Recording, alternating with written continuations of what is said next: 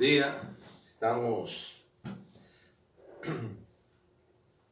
como todos los jueves, interactuando. Y los internautas que nos siguen, pues, pueden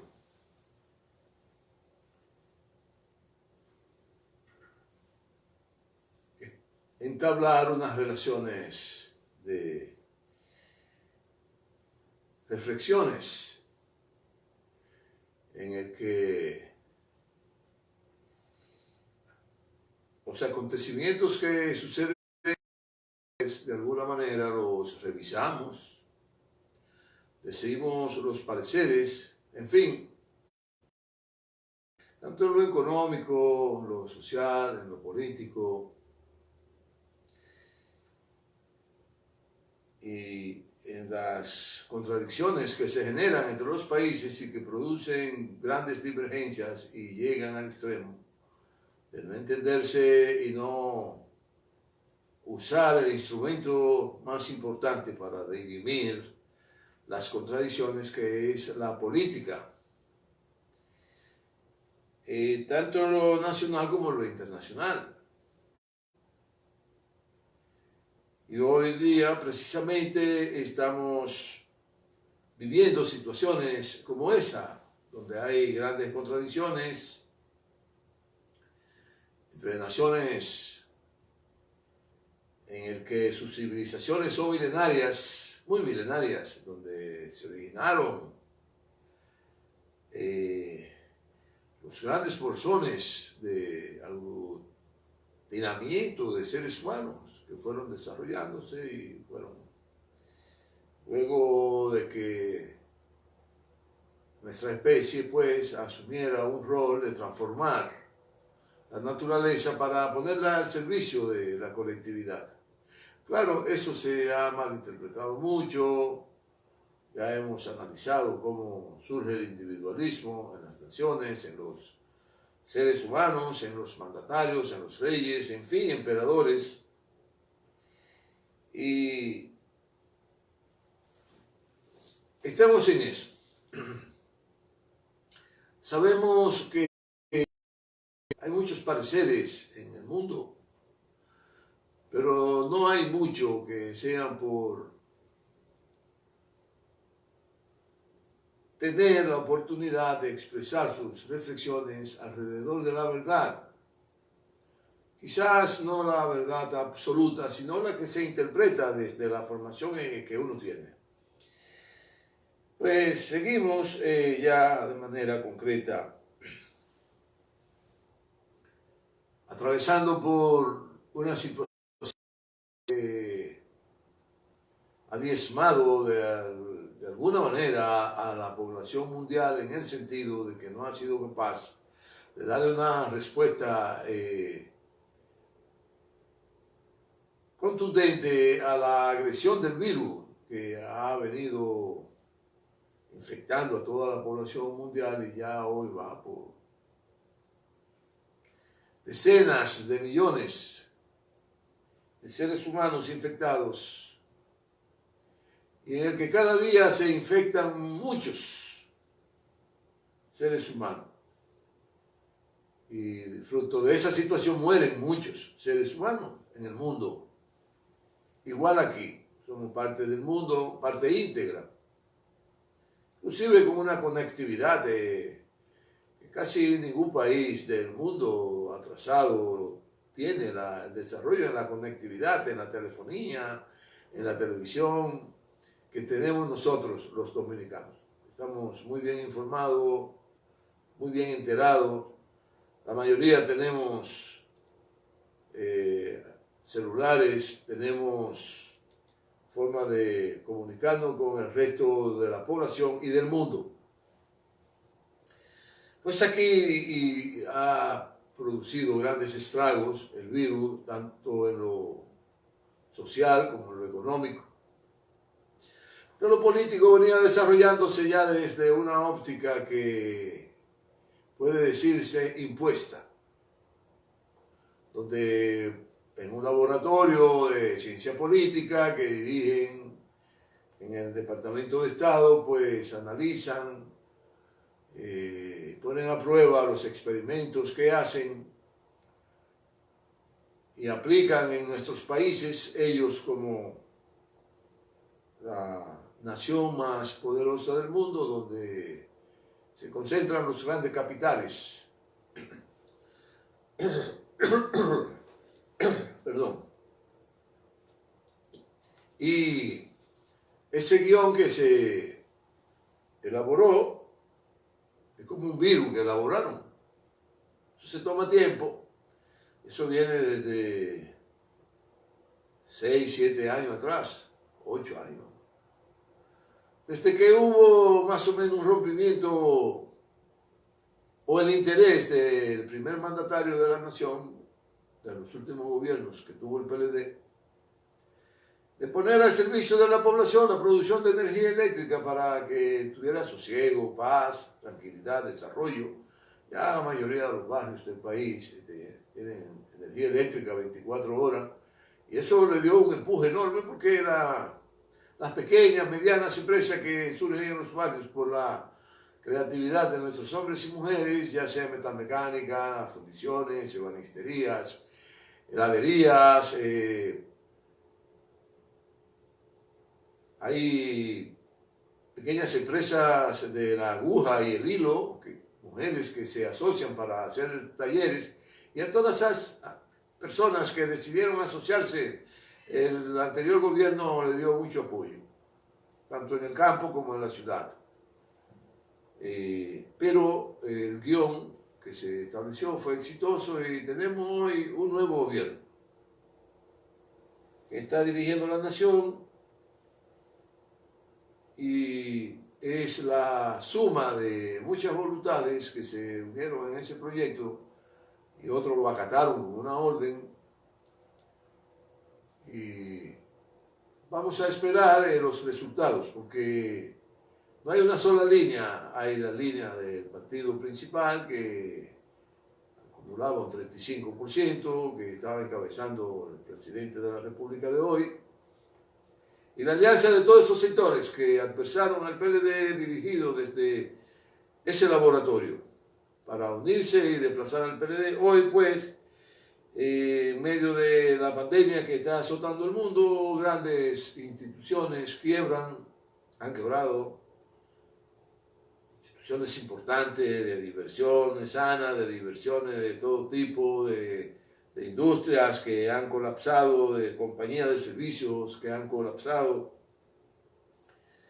grandes números de pequeñas empresas se han ido a pique y hoy hay una situación de mucha preocupación a nivel mundial. Por eso debe reorientarse la economía y dar grandes apoyos al desarrollo y a la continuación de la producción. La producción, se quiere impulsar la producción sobre la base sobre todo de divisas, sobre la base del turismo. Tienen que tener mucho cuidado porque el turismo es muy delicado y de cualquier manera se desmorona. De cualquier error se desmorona. Un turista que sale a gastar dólares quiere estabilidad, quiere sanidad, quiere una población sana, educada, intelectual con las comunidades. Ese es el turismo que necesitamos y que deja la divisa en el país. Si se toman medidas que no sean acorde con el interés del turista, pues el turismo disminuye mucho, hay que tener mucho cuidado cómo impulsar el turismo. Por eso hay que hacer grandes inversiones en las pequeñas, medianas y en las empresas para que reinicien su producción, para que satisfagan la demanda que tiene nuestra población y otras poblaciones que tienen negocios importantes como nosotros, como Haití y otros países de Centroamérica y el Caribe. Por ahí debe andar las inversiones que hay que hacer y los apoyos y aumentar el gasto. El gasto en la sociedad, en las comunidades, en todos los hombres y mujeres del país. Que sean ciertos los préstamos que se anuncian que van a financiar las pequeñas, medianas empresas y luego no aparecen los préstamos. Se lo dan a un grupo y lo dan para comprar carro, que un carro representa un gasto para una familia. No genera producción un carro.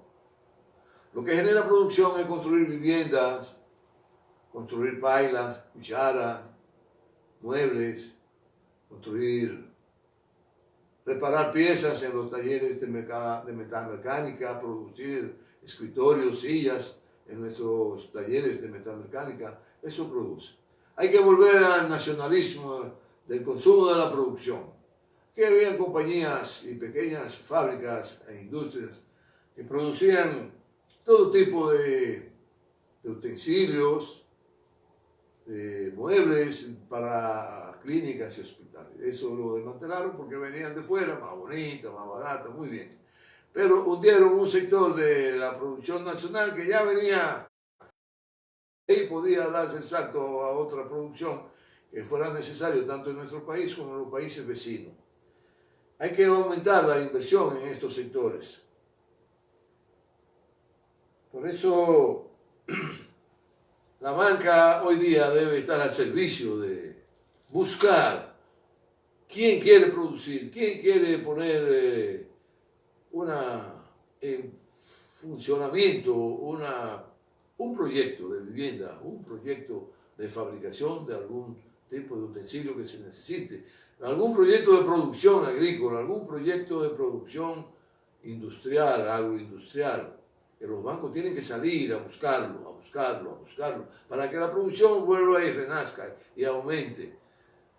No se pueden quedar solo en lo que está vigente en manos de muy pocas manos, que son los poderosos.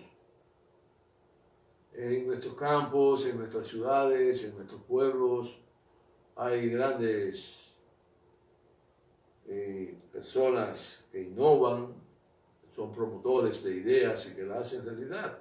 Hay que buscarlo, hay que apoyarlo. Los bancos deben invertir en eso para que vuelva a desarrollarse con más ímpetu la producción y podemos lograrlo. Producción de vivienda, producción de ropa, producción de cigarros, producción de alimentos, de pan, de harina de maíz, de la yuca, procesar la yuca. De la yuca se sacan cientos y cientos de derivados. Yo conozco una señora de Palmar que dirige un clúster de yuqueros que siembran y tienen grandes proyectos de yuca, pero nadie le hace caso. Entonces se va al suelo la producción de los plátanos. Se pueden sacar muchísimas cosas. Hay que poner a funcionar la creatividad. Hay muchos creativos. Nuestras mujeres, nuestros hombres que viven de la costura, de la aguja. Hay que financiarlos. Hay que financiarlos. No le tengan miedo. Ellos pagan. Ellos pagan. Solo hay que poner de garantía la máquina, poner de garantía la tierra que poseen, no la que tienen con su título, la que poseen. De garantía, si quieren, pongan de garantía a los hijos, que si no lo pagan los padres, lo pagan los hijos. Bueno, en el caso nuestro teníamos un proyecto de vivienda, pero nos metimos sin miedo de desarrollar ese proyecto porque la banca son unos sanguijuelas. Chupa todo al proyectista, al emprendedor. Lo quiebran con los intereses, con las cobranzas. Y si dejas de pagar un mes o 2 meses, te meten en una lista negra para que nadie jamás te preste la vida. Bueno, pero eso está muy mal. Los bancos tienen que salir a buscar a quién es que le van a prestar el dinero.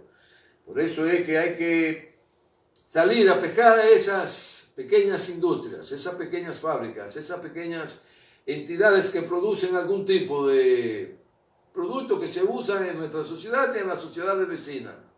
Las grandes empresas, las empresas. Hay grandes empresas aquí que se están viendo apretadas, muy apretadas. Hay que apoyarlas, hay que apoyarlas. Entonces los bancos, las bancas tienen que salir para invertir, para gastar en la población, porque la crisis lo amerita.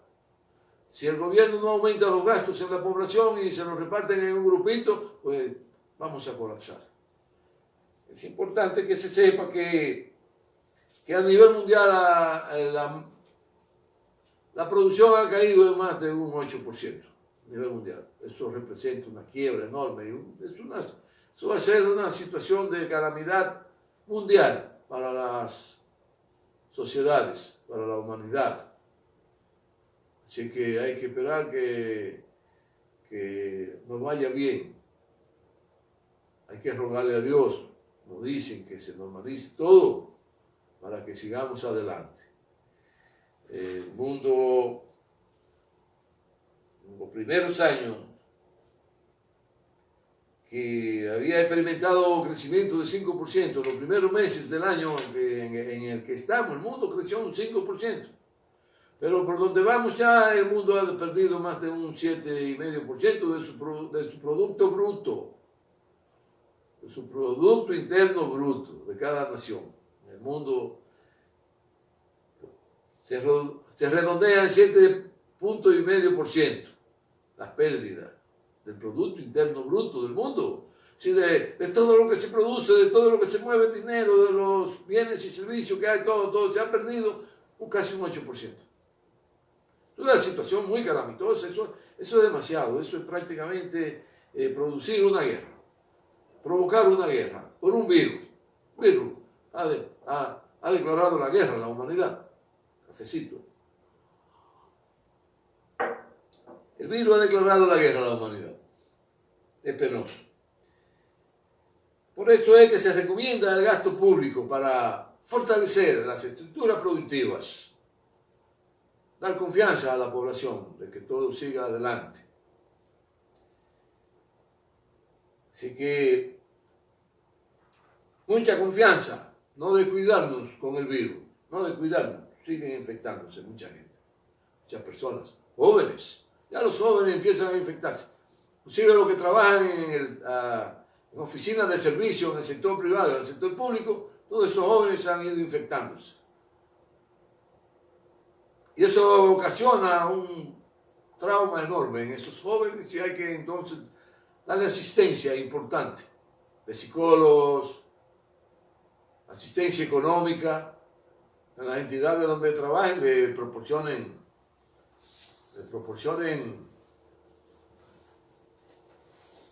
la forma de que adquieran bienestar, de que no pasen trabajo, de que no se sientan que están abandonados.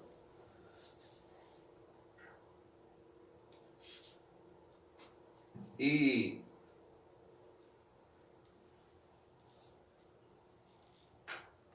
eso va a producir confianza en la población. Sabemos que hay un interés del gobierno de turno de hacer bien el trabajo.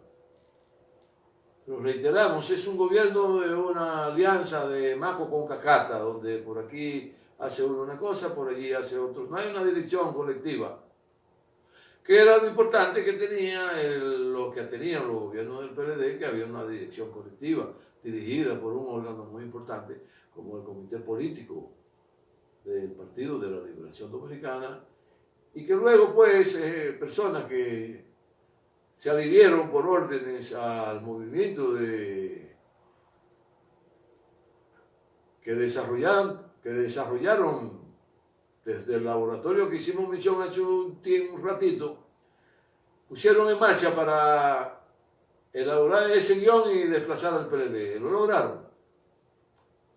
Había que desprender a alguien del PLD, alguien importante, claro está, porque no se puede decir que no es importante. Es una persona muy importante que le dieron las instrucciones para que se desprendiera del PLD, porque son personas que están ahí como los comandos fríos de terroristas, que no es los comandos no activos, pero que cuando reciben la orden tienen que actuar. Bueno, así actuó esa persona, como un terrorista político. Como un terrorista político. Pero el que hace la maldad a la larga, no muy tardío, sucumbe. Nuestros pueblos van a salir del atraso, nuestros pueblos van a salir airosos. Bueno, ya en Argentina hay un gobierno que está dedicado a darle respuesta a la población. En Uruguay se ha dado cuenta del daño que se hicieron a sí mismos con elegir otro gobierno que no fuera el gobierno del Frente Amplio. En Bolivia la gente Esos pobres indígenas sí lo han maltratado, pero esos indígenas van a volver a gobernar. Volverán a gobernar, tarde o temprano. Y saldrán del atraso y de la pobreza. Los indígenas son muy inteligentes. Fue la civilización más importante de toda la parte occidental del planeta, los aborígenes nuestros. De Bolivia, de Sudamérica, de Norteamérica, de Canadá, del Caribe, en fin. Y esos guiones se han desmoronado. Aún hayan tenido éxito. Esperemos que aquí no se desmorone antes de tiempo. Esperemos. Y que nosotros sigamos avanzando. Y que nos den apoyo. Y que sean verdaderamente plurales en las inversiones, donde todos participemos. Bueno, en el PLD la mayoría de la población participaba. Yo tenía 10, 12 mujeres modistas, costureras, se asociaban y le daban apoyo. Las reclutaban para producir uniformes, en fin. Esperemos que sea de todo para el bien. No nos podemos descuidar con el virus. No nos podemos descuidar con el virus porque es muy amenazante, es muy agresivo. Hace mucho daño el virus. Hace mucho daño. En cuanto a lo científico, queríamos reiterar a nivel de la ciencia del mundo, muy importante la ciencia, ha logrado poner en marcha planes de grandes dimensión para el desarrollo de la humanidad, pero también para la destrucción de la humanidad.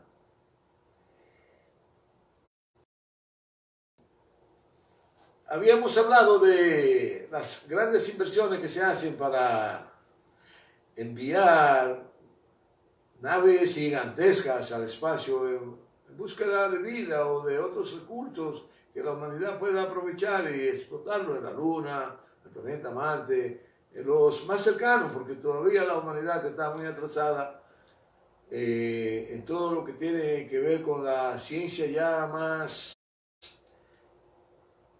sublime en el sentido de alcanzar niveles de que se utilice en casi la totalidad su cerebro. La humanidad lo más que ha logrado es usar un 2, un 3, un 4, un 5% de su cerebro, de la inteligencia que posee. En el cerebro hay tantas cosas que el ser humano todavía no ha podido desarrollar para su bien. La telepatía, las conducciones magnéticas, de cómo aprovechar el cerebro para inclusive autotransportarse. Que nosotros estamos constituidos en imagen y semejanza del planeta Tierra. Tenemos minerales, tenemos hierro, tenemos de todo. Bueno, con nuestras propias particularidades de todo eso que poseemos, puede hacerse una alianza con el magnetismo que genera el planeta y genera el sistema solar y genera la luna y la tierra y en fin, toda la galaxia, todo el conjunto del planeta y de los espacios negros que hay, que es vacío. Si no hay un objeto no hay claridad, pues no se refleja la luz. Pero mientras se siga pensando que con esas grandes naves van a descubrir lo que se anda buscando, están perdidos. Y exhortamos a seguir redescubriéndonos aquí en el planeta, en la Tierra, que hay muchas cosas buenas. Tanto en el seno mismo del planeta como en cada una de sus capas que lo forman. Tectónicas, las capas tectónicas. Hay capas que son de fuego, son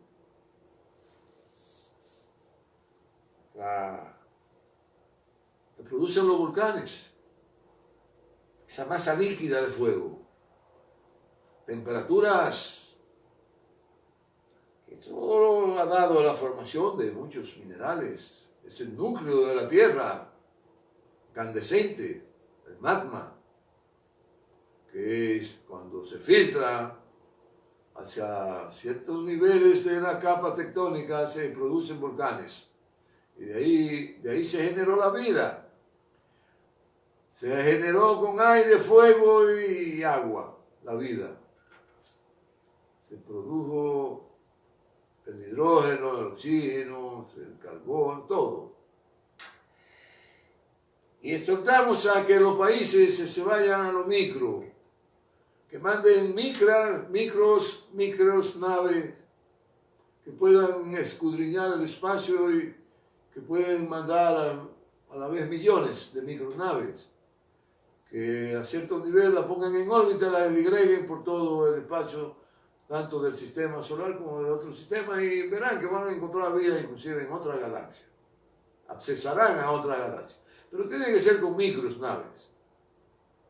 Se autotransformen con la cuántica, mecánica cuántica, la cuántica física, la cuántica de todo el sentido amplio de la palabra, en el que usted lanza un rayo y el rayo se divide. Bueno, hablando de los rayos, usted puede enviar naves, micronaves, en la punta de un rayo que lance. ¿Cuál de los rayos? No sé si el beta, si el X, el rayo. Ese tipo de rayos que pueden servir de transportar naves hacia el espacio.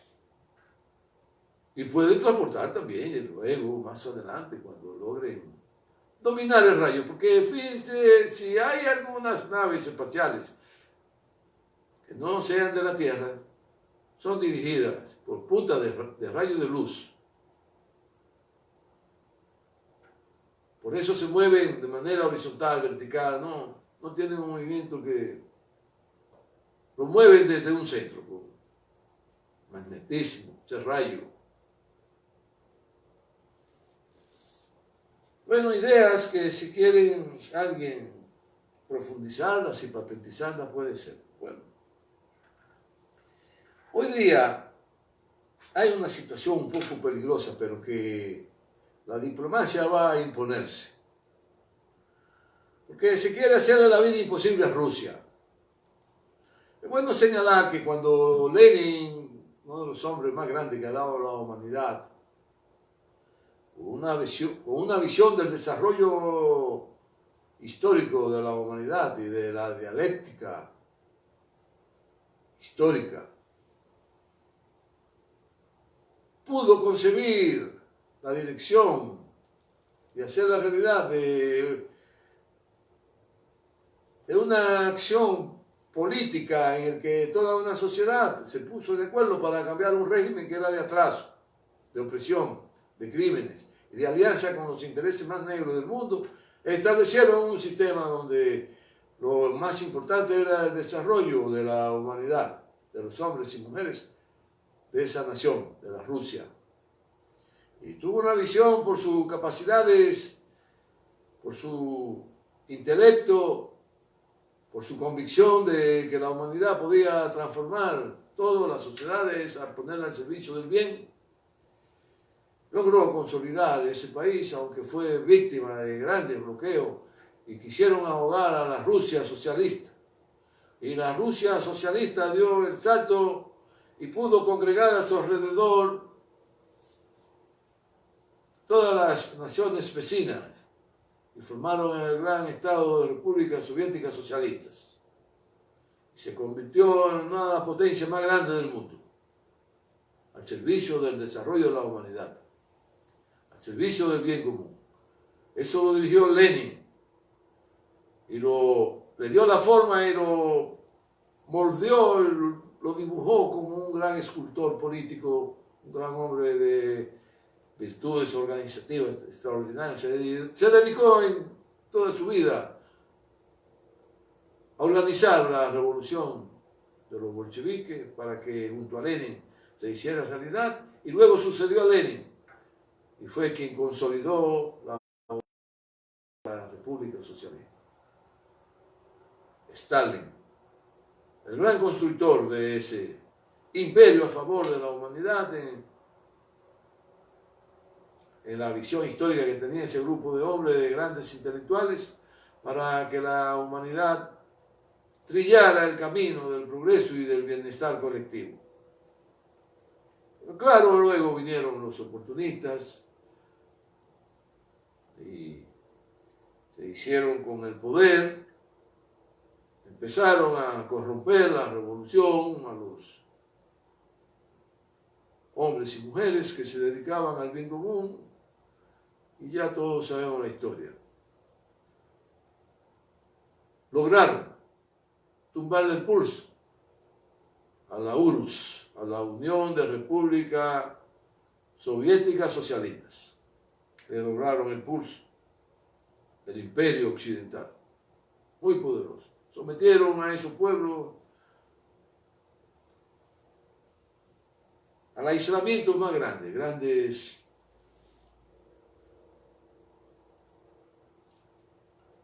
políticas de no interactuar con ellos, ni en los negocios, ni en la ciencia, ni en las relaciones, ni nada. Y le instalaron una campaña. Occidente todavía tiene mucha fuerza en eso. En convencer a una parte de la humanidad de que ese imperio occidental es el bien, que los otros son el mal. Por eso le hacen la maldad a China, a Irán, a Rusia, a la India, si no se alinea con ellos, en fin, para tratar de doblar el pulso. Pero ya ha ido cambiando todo mucho, mucho, y siempre las grandes guerras que hemos tenido en las últimas, que yo no sé por qué le dicen la Primera y la Segunda Guerra Mundial, porque guerras mundiales ha habido siempre, siempre. Desde que la humanidad alcanzó unos niveles de desarrollo, empezó por el individualismo a producirse grandes guerras en el mundo. Entonces esta debe ser como la 1522 Guerra Mundial. Esperemos que la 1523 no se dé. No se dé. Porque como dijo Einstein, un gran científico alemán, un físico, inventor de cómo descomponer el átomo para producir la bomba nuclear, la bomba atómica. Que él sabía cómo las 1522 guerras se habían hecho, muchas con bombas, en sus orígenes con palo. La 1523 se iba a hacer con palo y piedra, porque iban a destruir todo, con las bombas nucleares que posee hoy día. Y al ser bloqueada la Unión Soviética de una manera asqueante, inhumana, se provocó el derrumbe. Pero hoy ha ido resurgiendo una alianza estratégica entre China y Rusia, Pakistán, Irán y otros países. Y esas repúblicas soviéticas arrastran consigo problemas viejos, que Stalin no pudo resolverlo totalmente, pero que fue el visionario de la unión de todos esos pueblos, que abandonaran las diferencias que había entre ellos, religiosas, diferencias de percepción, de ver el mundo, y logró aunar esfuerzos y producir grandes inversiones de manera equitativa para todas esas naciones que formaron la Unión Soviética. Stalin fue el gran visionario. Luego, reiteramos, vino Khrushchev, un oportunista, como hay muchos, en muchos lugares del mundo, como Khrushchev. Y así sucesivamente vinieron otros y destruyeron la Unión Soviética, por la corrupción. La corrupción acaba con todo, como decimos aquí, hasta con la madre de los tomates acaba la corrupción. No la participación en los negocios del gobierno, porque de eso tiene derecho todo el mundo, participar. Y todo el mundo tiene derecho a beneficiarse. Es decir, si Ramón decidió asociarse con Juan para un proyecto en común y buscar la manera de que el gobierno los apoye, pues se asocian y persiguen tener beneficio para su progreso. Eso no es corrupción. Eso es el derecho a participar en los planes de producción que desarrolla un gobierno, pero que debe ser para toda la sociedad. En el PLD eso se logró mucho, porque yo puedo mirar aquí en Santiago, en la provincia, quiénes son los grandes beneficiarios de los gobiernos del PLD. No fueron PLDistas, fueron empresarios que se acercaron al PLD para aportar sus recursos que tenían para continuar el desarrollo, y fueron empresarios gananciosos. Se fortalecieron. Pero así se fortalecieron otros del PLD que hicieron alianza con ellos. Eso es parte del desarrollo. Lo malo es que no se sea transparente en las inversiones y que no participe todo el pueblo. Sí, todo el pueblo, que debe ser un objetivo. Bueno, y a raíz de que vino el desequilibrio entre las naciones de la Unión Soviética, vino los rompimientos, vinieron las dificultades, las vicisitudes, las diferencias. Pero hoy arrastramos partes de esos hechos. Armenia, un país, reiteramos, milenario, muy golpeado, Armenia, por los imperios del entorno, el imperio turco, otomano, el imperio otomano que se fundamentó en los principios del Islam. Luego se pervirtieron los gobernantes, rompieron con los principios del Islam y empezaron a gobernar los emperadores, los califatos. Bueno, así surgieron también los imperios árabes que gobernaron parte importante de Europa. Pero la corrupción destruye todo, hasta la madre de los otomanos. Pues Armenia y Kazajistán arrastran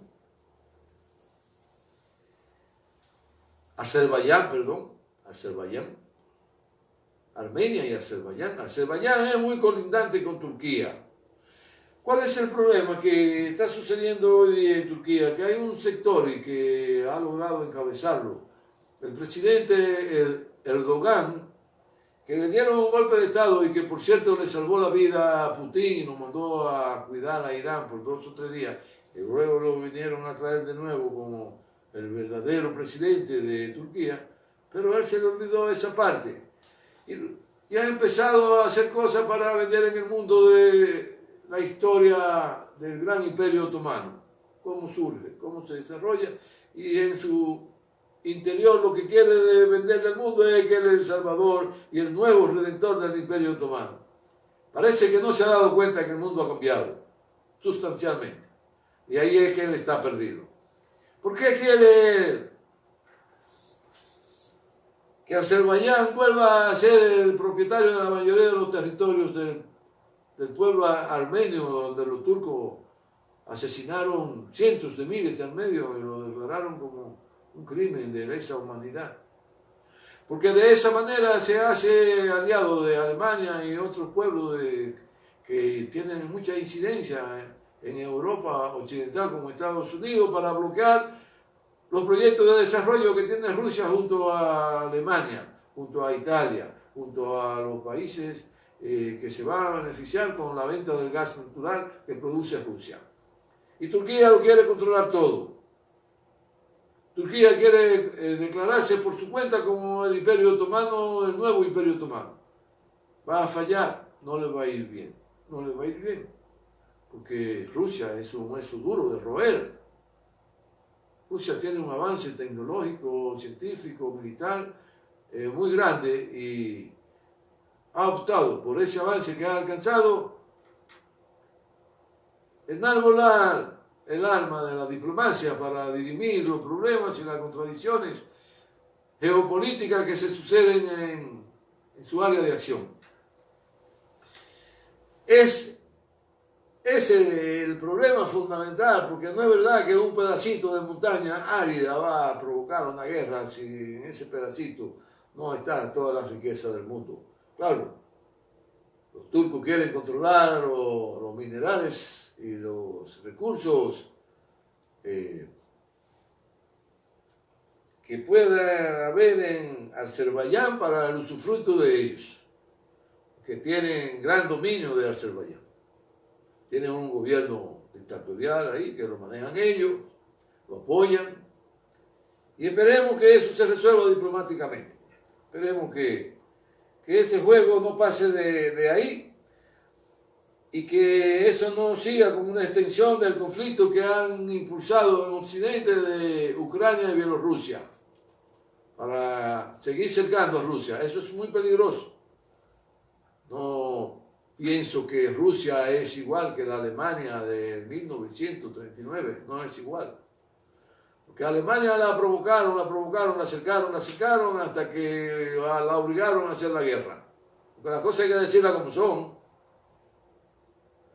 Y eso viene de que Alemania quería ser una potencia hegemónica a nivel mundial, incluyendo tener grandes territorios en el África y dominación en pueblos del mundo para convertirse en esa potencia, junto con Alemania, Inglaterra, Francia y otros países que no eran muy poderosos en Europa, pero que tenían decisión, por que eran los dueños de la banca, del dinero. Holanda, Bélgica. Bueno, y hasta Venecia fue un imperio económico, donde controlaron la masa monetaria del mundo en un momento, porque los judíos no comen cuento con su dinero. Casi siempre son los dueños de la masa monetaria del mundo, los judíos. Son especialistas en eso. Bueno, los judíos originarios son árabes. Luego crearon a Israel como un país, lo creó Inglaterra y Estados Unidos a raíz de la Segunda Guerra Mundial.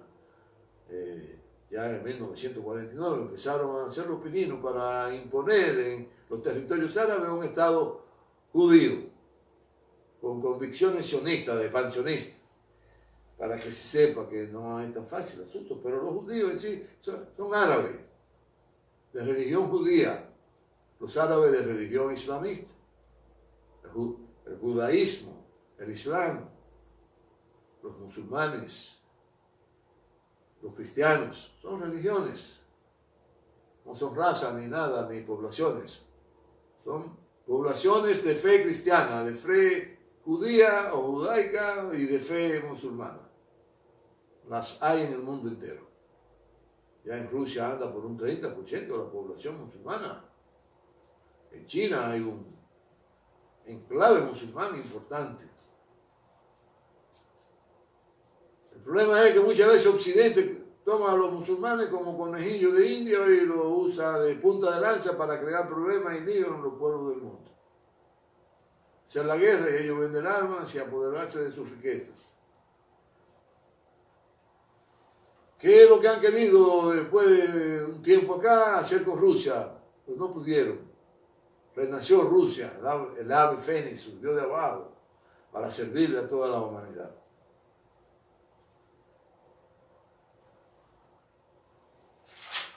Quisiéramos, ya luego de ver cuál es el lío que hay en Azerbaiyán y Armenia, el conflicto internacional, hacerle una solicitud al señor presidente de la República, Luis Abinader, de que hay una deuda que dejó el pasado gobierno o los pasados gobiernos del PLD con un sector de la población de Santiago, donde sus propiedades fueron adquiridas para desarrollar el jardín botánico que hoy opera en la parte norte de Santiago y que sus propiedades se las deben. El gobierno le adeuda a un número importante de personas propiedades que fueron incautadas para desarrollar lo que es hoy el jardín botánico. Señor presidente, por favor, páguenle esa deuda a esa gente que lo necesitan. Lo necesitan, le estoy hablando con toda la razón de causa del mundo, porque yo soy de los perjudicados. Yo como familia, como mi familia, de mi hogar, el mío, como Cerulle Gómez. Así que le pedimos que por favor nos paguen esa deuda. Que lo pongan en el presupuesto del 21. Y así apoyan a las comunidades para que empiecen a producir acciones en contra del coronavirus y salgamos adelante, porque con esa pequeña deuda que tienen conmigo, pues yo lo usaría para, quizás hasta para pagar deuda. Pero por favor, señor presidente, que nos paguen nuestros terrenos que adquirimos con esfuerzo y mucho trabajo como parte del patrimonio individual. Pues así han dado hoy las reflexiones, espero que las hayan compartido y que sigamos viéndonos todo el tiempo que sea necesario y que podamos. No bajar la guardia con el virus, no bajar la guardia ni los jóvenes, ni los adultos, ni los mayores de edad. Enfrentarlo con todo lo que tengamos. Tenemos muchas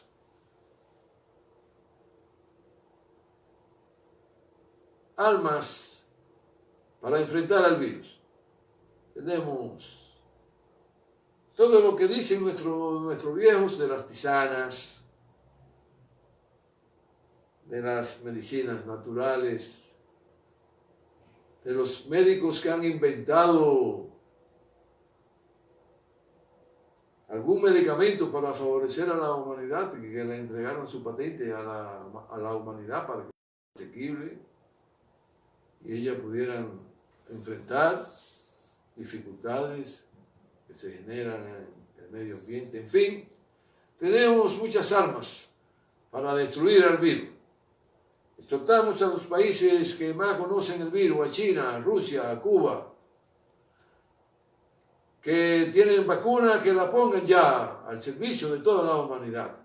Que no se lleven de Occidente, que no se les nuble el entendimiento y pongan eso al servicio de la solución de los problemas que hoy estamos atravesando y que el mercantilismo, el mercurialismo no le nuble el entendimiento para querer beneficiarse de manera individual, sino para que se beneficie la humanidad. Pónganla al servicio de toda la humanidad y así contribuirán al desarrollo y al progreso de todos los seres humanos. Nos veremos el próximo jueves. Cuídense mucho y no bajar la guardia con el virus. Tengan un buen día.